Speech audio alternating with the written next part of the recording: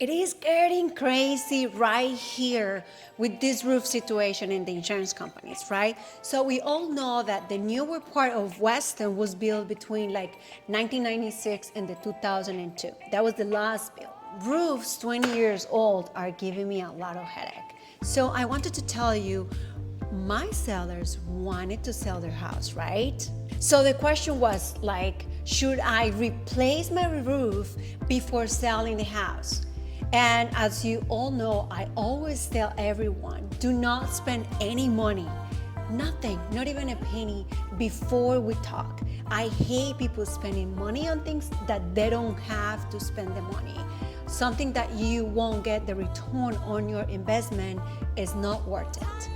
But this roof situation got me thinking, and I have to say, I got a listing, the roof was original. We, like in less than 10 days, we got an offer. The buyers knew the roof was old, it was original. They were okay with that. The inspection report came up that, the roof had like probably 3 or 4 years of life. The buyers were okay with that. We processed everything to the bank and everything passed with flying colors. Yes, these buyers knew and they were aware of the condition of the roof. Everything was great, we closed, no issues with the roof. But then, of course, their insurance premium was a little higher, and they knew that because they knew the roof was original. So what happens next for these buyers?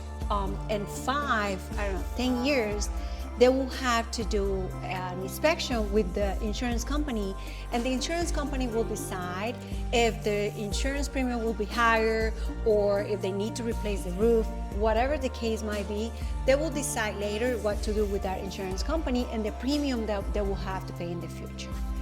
But this is Natalia Echeverri with Coldwell Banker, and I work in West Broward, especially in Weston. So I've been helping families moving in and out of here. That's why I want to talk to you about this roof situation that is driving me crazy, because of what just told you about this family. They had the money, they could afford insurance premium a little higher. When they submitted the documents to the bank, there was like full transparency. Bank knew how old the roof was. Buyers knew how much they need to pay for insurance, even though it was a little higher. So the ratios, the income, the expenses, everything worked out very well for them.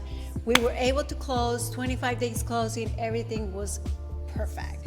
What I'm getting to next is, these people was lucky and everything was fine. But in the case of Miss Rose, this is a different story. So Rose put the house, we were going to put the house on the market. We prepared for everything. She knew the situation of the roof. Again, we did an open house. Rose's house was a little dated and it took a little longer for a contract to arrive, an offer to arrive. So when we got the offer, this was a family, a first-time owner, okay?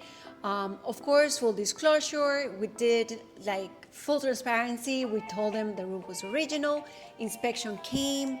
The roof had probably not even it was like 3 years, 4 years of life as per the inspector, because they will give you a time depending on the condition of the roof.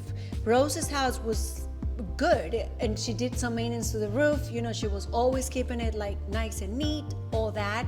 She recently had an inspection from the insurance company because she had to renew her insurance. But I explained to her the 2 things that can happen, all right? One was the buyers will be able to get insurance even a little higher, so all the numbers would work out for them.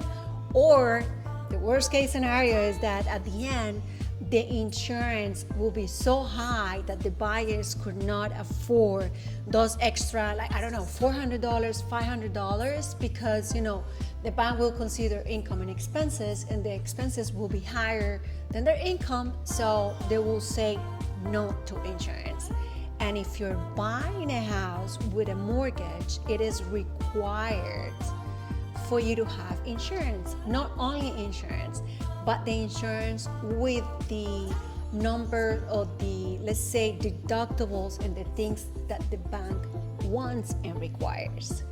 And I'm going to tell you really briefly what is the situation with the insurance here in Florida. So the problem is that a lot of small companies pulled out of Florida. So basically, like, there are just a few insurance companies that will provide insurance for our homes, for us as homeowners. So because all those insurance companies faced a lot of losses because of hurricanes, things that happen every day, all those losses were passed on into the customer as the one that pays insurance, because it's not like they can cover everything. They will put that into our insurance premiums, and that's why they have to raise all the prices, which is the way life works. What can we do? So check this graphic. You see, this is kind of like what is going on right now, and also they say that it will be even higher. So it's a problem that we have to face no matter what. Anyways, so Rose, we passed the inspections, everything. Everybody was aware of what's happening with the roof, which was the only issue because, there were minor little things around the house, like no house is perfect. It was like 25 days passed. We were very excited. And unfortunately, the insurance was so high that Rose's buyers couldn't afford continuing with the loan. Even though all the due diligence was done, we prepared, we found out, we did all the numbers, we were in touch with the bank. Unfortunately, that was the problem. So now what happened is that Rose wasn't able to close just because of that, and we spent so many days waiting for this. It was a great offer though. It was like higher than expected with the good terms and conditions that she wanted. But unfortunately, because of this insurance issue, we were not able to close it. The first house that I told you closed with flying colors. This was a different case, kind of similar, but we were not able to close. So at this point, what I'm trying to tell you is yes, you can close, nothing will happen if you have your original roof. But some cases, especially now that time's passing and the roof is getting older and closer to the 25 years, it will be even worse. So today, at this point, what is my recommendation? My recommendation is that, I know this sounds like a little crazy, but you won't get the return on your investment when you change the roof. Probably, maybe not, depending on the house and the current conditions or whatever. But my advice to you is that you at least look into it. Like, we have a great program that will replace your roof and do many things before you lease the house, and then you don't have to pay anything. That will be charged, or we will figure it out at the end at the closing table, which is a great option for someone that really needs to sell the house and has this roof problem. Because yes, you might or might not have a problem, so why taking the chance of losing or wasting time if you need to sell, if you can kind of tackle this problem before you even put the house on the market? Then my honest opinion is, like, as always, you need to, every house is different. You need to evaluate your property as a whole and see if replacing the roof will bring you like that peace of mind and that return on your investment or not. And look at the options overall. Again, you don't have to do it. You don't have to spend the money. If you have the money and you want to, okay, option number one. Option number two, we can use the program that will replace your roof, and then out of the closing costs, you will pay for that. Or you simply take a chance and see if something like the first scenario that I explained to you will happen. But I would love to talk to you and kind of recreate like the whole scenario or the three scenarios that you have and see what's your best option.